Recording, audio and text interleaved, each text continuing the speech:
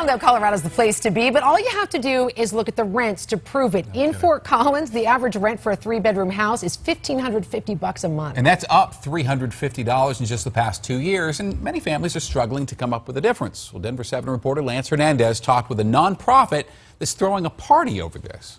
It's called a rent party. The nonprofit Neighbor to Neighbor says the host invites guests, friends or neighbors, and midway through the party passes around a hat seeking donations. The guests contribute whatever they can. For emergency rent assistance, when people are paying more of their paycheck towards that housing expense, they're just one emergency away from experiencing homelessness. Steve Kenneman is the program director at Neighbor to Neighbor, a nonprofit that helps people try to avoid homelessness.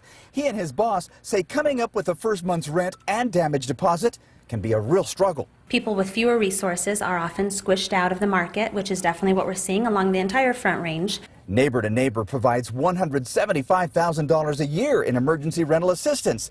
There is a need for at least $40,000 more. That's why they're sponsoring rent parties. This woman is a beneficiary.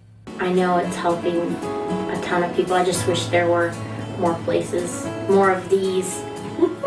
Spread the wealth, because there's a huge need. Renters who receive the help are grateful.